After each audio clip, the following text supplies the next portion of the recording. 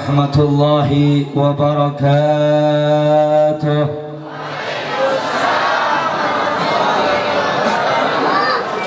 الحمد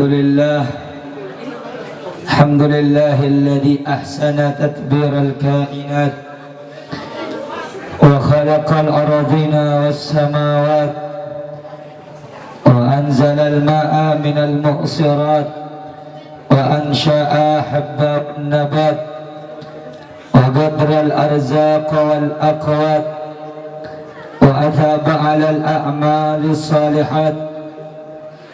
اللهم صل وسلم وبارك على سيدنا محمد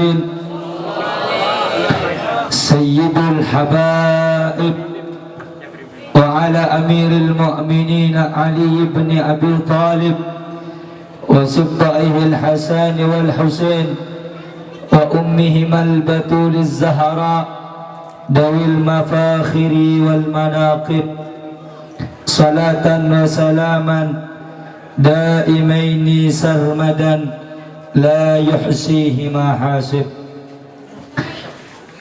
Wa ba'd, yang sama-sama kita muliakan, yang sama-sama kita hormati, yakni guru kita bersama Al-Habib Umar bin Syahab, dan juga para habaib yang lain, para asatid, para asatidah, para ajengan, para tokoh masyarakat yang tidak dapat saya sebutkan namanya satu persatu tanpa mengurangi rasa hormat kami kepada beliau semuanya.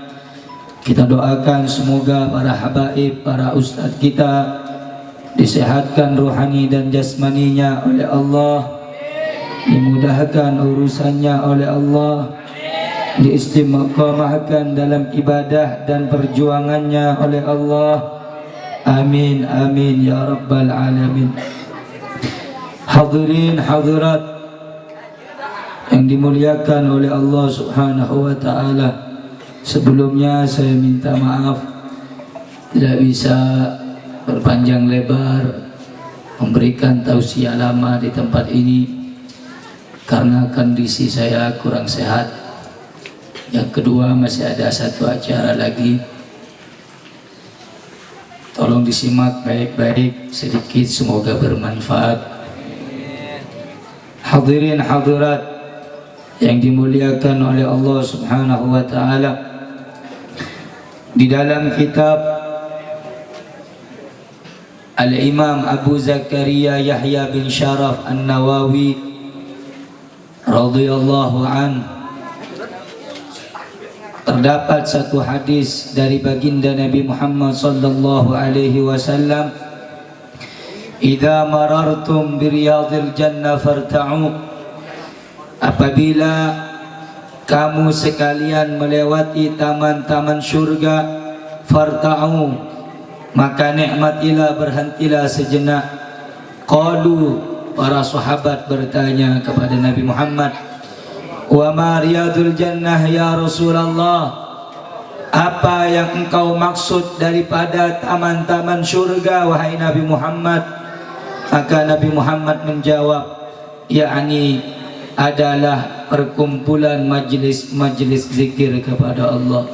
Saudara-saudara, pada malam hari yang mulia ini engkau didudukkan di majlis zikir, di majlis ilmu, di majlis yang mengingatkan dirimu kepada Allah, di majlis yang menjauhkan dirimu dari pikiran dunia, di majlis yang mana di dalamnya disebutkan manusia yang termulia yakni Nabi Muhammad.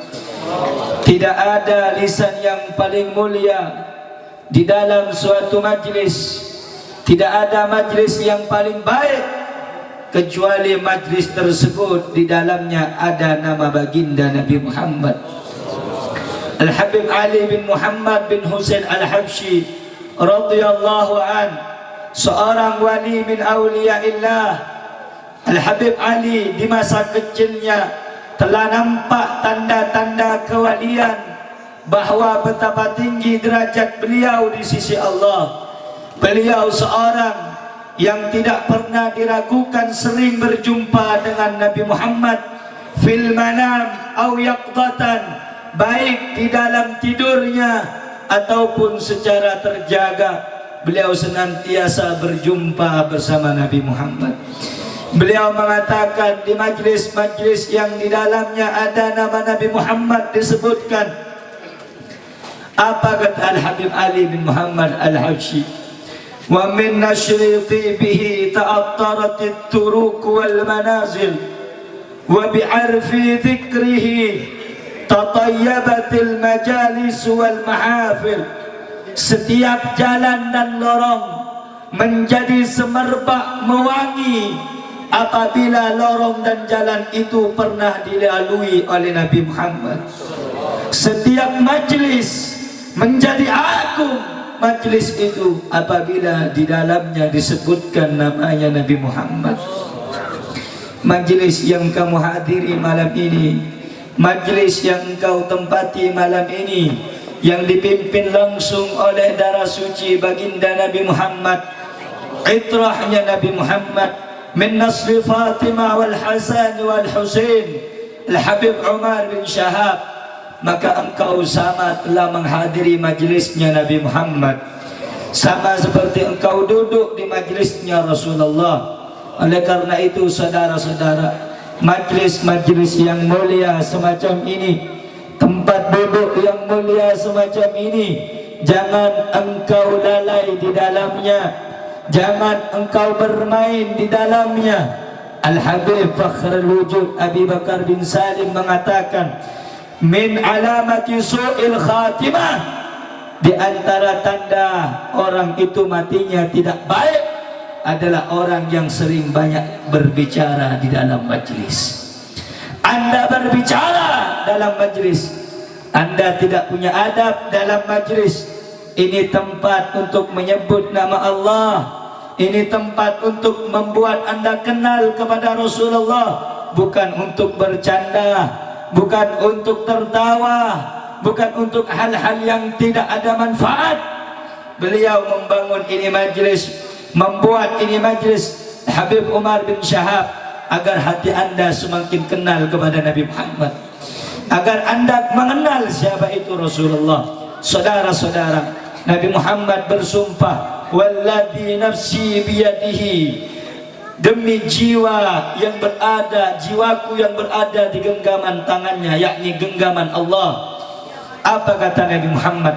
La yu'minu ahadukum, tidak sempurna iman salah seorang di antara kamu hingga aku lebih dicintai ketimbang engkau mencintai dirimu sendiri. Demi Allah, andai kata mata Anda dibuka oleh Allah, batin Anda diperlihatkan oleh Allah, gal Al-Habib Ali bin Muhammad Al-Habsyi, syauf indana al-Mustafa al-hadir habibi khairi insani. Lihat, perhatikan dengan hatimu setiap engkau baca maulid Rasulullah hadir. Saudara-saudara, manusia yang kita cintai hadir kalau kita baca maulidnya. Hanya saja mata hati kita yang buta karena banyak maksiat, karena banyaknya dosa, karena banyaknya bermain di dalam majlis, tidak punya akhlak kepada Nabi Muhammad, sehingga engkau diharamkan untuk melihat wajahnya Nabi Muhammad. Kalau datang di majlis, niatkan untuk Nabi Muhammad. Jangan main-main di majlis, bedakan mana tongkrongan yang membuat engkau ini jauh dari Allah dengan perkumpulan yang membuat engkau dekat dengan Nabi Muhammad. Untuk apa Anda membaca maulid kalau andanya saja tidak mempunyai adab dengan Nabi Muhammad? Seringkali mungkin tausiah disampaikan, apakah ada yang membekas di hati Anda? Seringkali mungkin penceramah menyampaikan tausiah, apakah ada yang membekas di hati Anda? Jika tidak ada yang membekas, maka ketahuilah hatimu mahjub, tertutup daripada Nabi Muhammad. Suatu ketika Syekh Abdul Abbas Al-Mursi. Dengarkan baik-baik wahai orang yang memiliki hati. Saya berbicara dengan orang yang memiliki hati, sebab manusia berbeda dengan yang lainnya, berbeda dengan hewan, karena manusia memiliki hati. Allah mengatakan fadzakir fa inna dzikra tanfa'ul mu'minin. Beri peringatan wahai Muhammad, karena peringatan itu bermanfaat bagi orang yang beriman. Kalau anda beriman, dengarkan hadisnya Nabi Muhammad. Jika anak kecil yang bermain dan bercanda, mereka akalnya belum sempurna, bapak-bapak, ibu-ibu. Tapi anda yang sudah mencapai batas baligh, akal anda sempurna. Anda tahu mana majelis yang baik, mana tempat yang baik, mana tempat yang tidak baik. Anda bisa memilih mana tempat untuk mengingat Allah, mana tempat untuk meninggalkan Allah. Anda pasti tahu mana tempat untuk mengeraskan suara Anda untuk bersolawat, mana tempat untuk Anda merendahkan bersolawat. Suatu ketika Syekh Abdul Abbas Al-Mursi rahimahullah bertanya kepada murid-muridnya, hal fikum idza sallamtum ala Rasulillah sami'tum minhu yuraddu minhu sami'tum yuraddu minhu.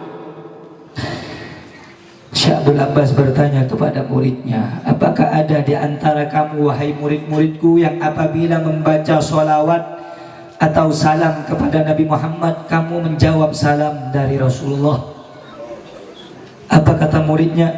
Qalu la ya Syekh, kami tidak pernah mendengar jawaban dari Nabi Muhammad. Idan, kata beliau, kalau begitu abku fa inna qulubakum mahjubun inda Rasulillah.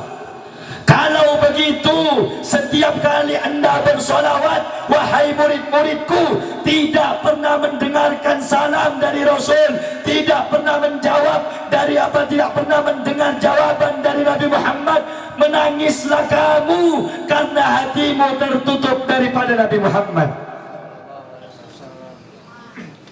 Pertanyakan hal itu kepada hati kita juga. Sejauh ini kita membaca maulid, pernahkah kita bermimpi orang soleh? Pernahkah kita merasakan nikmatnya membaca maulid? Kalau tidak, introspeksi diri, mungkin ada yang salah di dalam adab kita kepada Nabi Muhammad. Allahumma sholli ala Muhammad. Oleh karena itu, kepada majelis yang ada di sini, tolong hormati Nabi Muhammad. Anda berteriak mengaku membela agamanya Nabi Muhammad, mengaku ikut di jalannya Habib Muhammad Rizik bin Husain bin Syihab. Tetapi ketika pembacaan maulid, ketika ada di majelis, Anda berbicara sesuka hati, seakan-akan Anda tidak berhadapan dengan Nabi Muhammad. Kami